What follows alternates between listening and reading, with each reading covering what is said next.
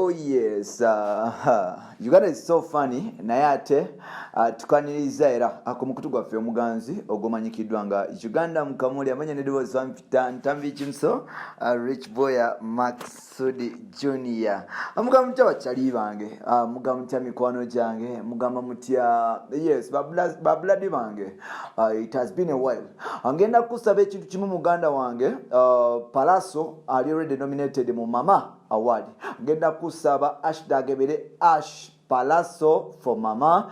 Genda obere nti omulonda mpola tugenda mu maaso. Ngambye genda #otekeko Palaso for Mama.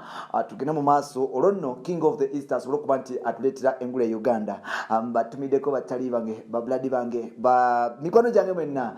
Pick up on yourself. Dr. Hamza Sebunya avudde n'agamba nti singa abawagizi ba Eddy Kenzo bavayo ne balonda Bobi Wine ennaku z'omwezi nga 14 kuba president, nabwe kitagenda kukwata Rema Namakula Addizze Kenzo musuuza nkiddamu. Dr. Hamza Sebunya yes ngono ye musanyi wa Kenzo agambye nti singa abawagizi ba Eddy Musuuza banakwata akaluka bwe bakawa Robert Agulanyi Sentamu aka Bobi Wine nabwe kitagenda kukwata mutala mukulu amanyikiddwa nga Rema Namakula asooke abeere nti amudiza musajja mukulu amanyikiddwa nga Eddy Musuuza aka Kenzo.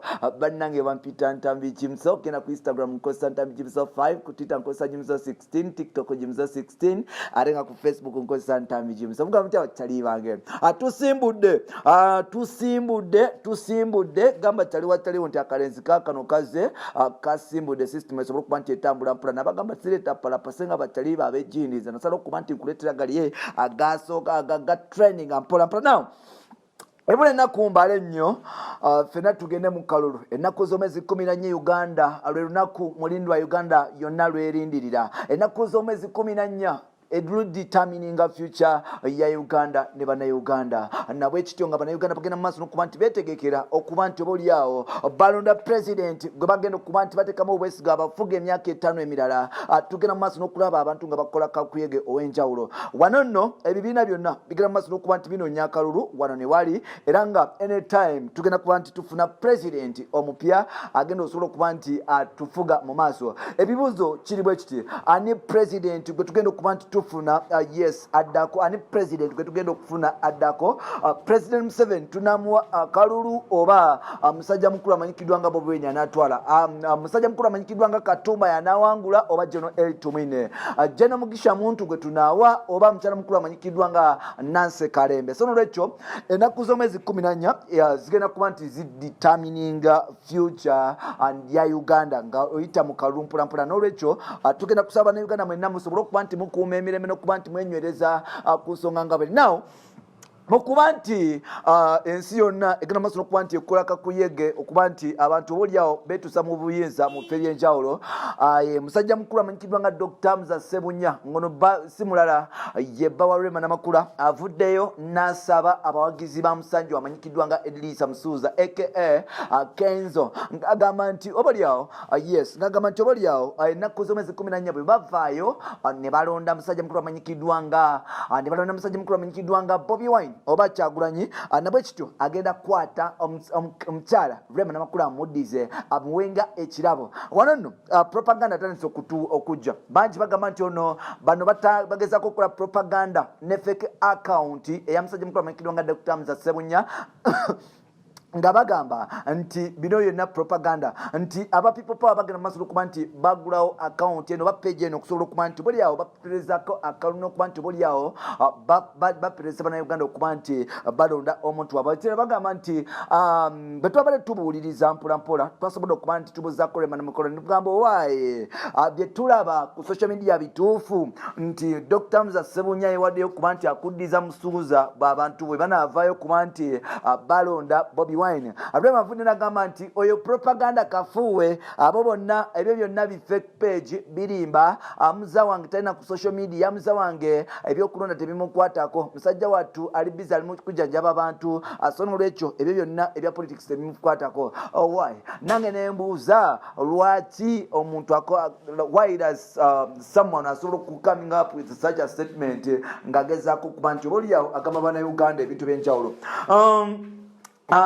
Yes, tukimanyi bulungi nti Dr. Hamza Sebunya yasobola okuba nti amega oba yes asuuza musajja mukulu amanyikiddwa nga yes Kenzo omuntu we yamusuuza Rema ennaku z'omwezi zaali meka ye 2019 yawo mu November. Sebunya agenda maaso n'okuba nti ajoga Kenzo bwe yamuggyako omukazi mu nnyumba ey'esseguku n'agenda nabbingo ne beyanjula era nga bwe twogerera bano nno ababiri basula Namugongo. Ekintu ekimu ekyasinza okuba nti wallahi kiruma kusi kuno ye muntu asobola okujja mu makago nakubako mukyala we gosinga okuba nti oyagala n'obulamu bwo bwonna byebyo mpola mpola. Wano nno mpola mpola nga tuvuddewo twasobola okuba nti yes yasobola okuba nti agenda maaso n'okuba nti ajoga Kenzo n'amuggyako. naye leero azeemu n'amugamba nti gwe musajja gwe genda mu maaso n'okuba nti okunga abantu bo balonde Bobi Wine bw'obanga oyagala fane bw'obanga oyagala mukyalawo ng'owulira oyagala Rema ku ntobo y'omutima gwo gamba abafans bo ne bafollowing bo bafani bo ne bafollowers bo ku mikutu gya social media bagende balonde Bobi Wine. Wano no wengenda okubuuza ekibuuzo byampaka okuba nti omuntu abako ne kyagala fena tukimanyi nti Kenzo awagira president Yoweri Kaguta Museveni era nga yavaayo n'agamba nti tasobola kuba nti awagira Bobi Wine tasobola kuba nti akubira muntu yenna campaign olw'ensonga nti Bobi Wine yageza ko ayagala kuba nti amukozesa. Kenzo agamba nti Bobi Wine alina omutima omubi yagezako okuba nti amuyirawo omubiri ebbanga lyonna naye ye yafuna obuzibu omusajja ono yagenda mu maaso n'okuba nti amuddukako. Kenzo agamba nti tasobola kuba nti akolagana ne traitor era agamba nti tasobola kuba nti awa Bobi Wine akalulu. Twogerera Kenzo yasalawo n'agamba nti museeyi President Yoweri Kaguta Museveni yali mukusechwalinga future ye era nga wetwogerera Kenzo agenda maaso n'okuba nti akola kakuyege ng'amukolera President Museveni wabula ono nno tavayo mu lujjudde. Team Kenzo yonna bw'ogitunulira yonna egenda ku social media enoonyeza president akalulu president ali mu ggwanga. Wano wengambira abantu nti obutagira omutebe babulabe buli omu alina choice ey'okuwagala n'okulonda omuntu gw'oyagala as long as ye choice yo. Bannange ekintu ky'okuvuma okuwemula n'okwonoona abantu abalala olw'ensonga zimu oba endala kikome buli omu abeeko ne choice ye gy'awagira. Like okulonda mu modern country si buli tteeka nti okulonda tulina kuyuwa musaayi si kyateeka nti okulonda tulina kusa kuwagira muntu omu ne tulyoka tuvaayo yes ne tumanya nti tulonda ekiteekisaawo okulonda nti tulonda gw'oyagala kubanga olina choice yo buli omu alina test ye test and preference zaawukana mpola mpola. So n'ekyo ennaku z'omwezi nga 14 nga tumaze okuba nti tulonda akalulu ngenda kusaba munnayuganda agenda okuuma emirembe agezaako okuba nti obeera mukkakkamu olina okuba nti ogondera gavumenti eriko oba olyawo gy'oyagala ekusange ng'oli mulamu ate nga oli waddemu okuba nti munnange yes nawe ogenda mu maaso n'okuba nti okyusa ebintu nga bino okuba nti otambula. Kalulu kono ke maanyigo so n'olwekyo vote wisely. Bampita Jimso Ntambi Jimso yes Rich Boy Maxud Junior bwe ntyo bwe ntambula mpula mpula mbeera wano kutuusaako biki ebitambula mu mawulire gafa mu Uganda. Now why at this time tulaba musuuza tulaba Dr. Hamza agamba nti musuuza singa agamba nti singa abawagizi bamusuuza balonda Bobi Wine agenda kumuddiza omukyala. Why is it Rema yadiba nnyo nti ayagala yamutwala oba nedda? Because this is a sign of disrespect. You can't just come out on social media n'ogamba nti mukyala wange, because like one thing me I know omusajja omutuufu bw'abeera tewali musajja ayagala kugabana mukyala we. Tewali musajja asobola kutradinga mukyala we for anything. Me I can't trade my girlfriend. Sobola kuwayo girlfriend wange olw'ekintu kyonna because girlfriend wange bwe bulamu bwange akakyala kange gemanyi gange kakyala kange ako sobola kagabana na muntu yenna kubanga ke kange. Kitegeeza nti bwe nsalawo ne nteekayo omukyala wange nti gundi mwansinga kino otwala mukyala wange mba muyisizaamu amaaso because kanyabo bambi mba nkaagala. So n'olwekyo Hamza agezaako tugamba nti obalyawo Rema yadiba agezaako tulaga nti Rema yadiba talina asobola mutwala.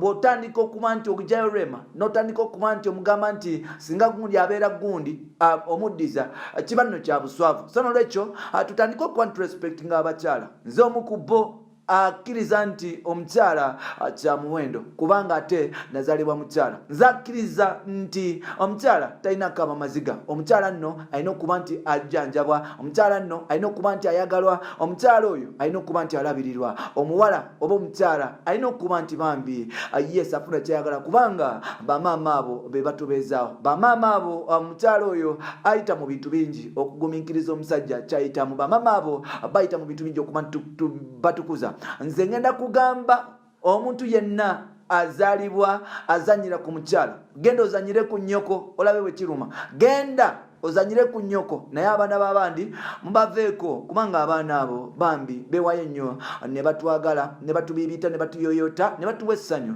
So kyanaku nnyo okuba nti ate odda ku mukyala n'otandika okumuvuluga. Bampita Ntambi Kimusolo Kibeya Maxudi Junior wabula kuba nti otambula nange okuba nti onjagala. Nkwagala nnyo kyali wange wenna njagala. Big up on yourself, love you so much.